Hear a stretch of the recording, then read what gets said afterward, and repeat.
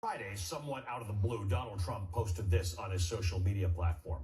I know nothing about Project 2025. I have no idea who is behind it. I disagree with some of the things they're saying, and some of the things they're saying are absolutely ridiculous and abysmal.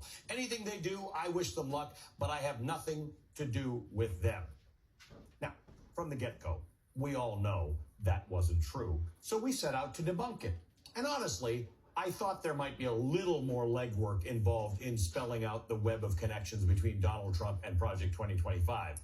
But then I realized all you have to do is look at the table of contents of Project 2025. Let's literally go through it. The author of each section is listed right here, and I'm just going to list them.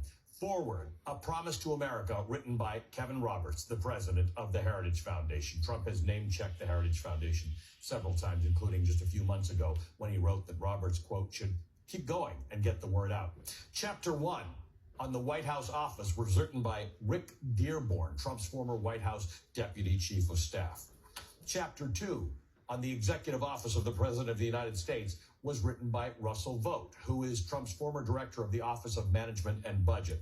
Chapter 3 on managing the bureaucracy was co-written by former advisor to Ronald Reagan, Donald Devine, along with Dennis Dean Kirk, a Trump nominee for the chair of the Merit Systems Protection Board, and Paul Dans, a Trump appointee to the U.S. Office of Personnel Management.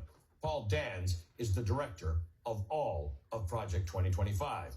Okay, Chapter 4 on the Department of Defense, written by Christopher Miller, who was Donald Trump's acting Secretary of Defense from November 2020 through the end of his term. Want me to keep going? Okay. Chapter 5 on the Department of Homeland Security, written by Ken Cuccinelli, Donald Trump's Secretary of Homeland Security. Chapter 6 on the Department of State, written by Kieran Skinner, the Director of Policy Planning for Donald Trump's State Department. Roger Severino, known to be aggressively anti-abortion rights and anti-LGBTQ plus rights, and who served as Donald Trump's Director of the Office of Civil Rights for the Department of Health and Human Services, well, he wrote the chapter on that department. Peter Navarro, who has served as Trump's top trade advisor, is currently in prison for contempt of Congress, authored part of the chapter on trade. The more you look in here, the more you find. If you look at the Heritage Foundation's website, you can see that the Associate Director of Project 2025 is a former special assistant to Donald Trump.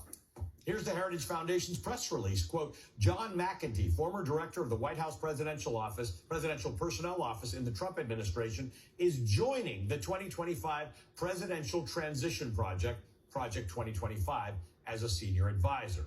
Some of the organizations listed as part of Project 2025's advisory board are led by top Trump allies, like the former Trump chief of staff, Mark Meadows, who now leads the Conservative Partnership Institute, and the former Trump advisor, Stephen Miller, who now is president of America First Legal.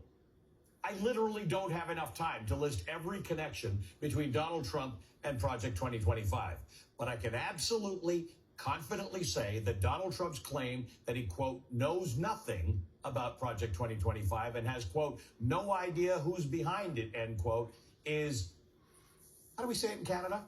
Complete and utter BS.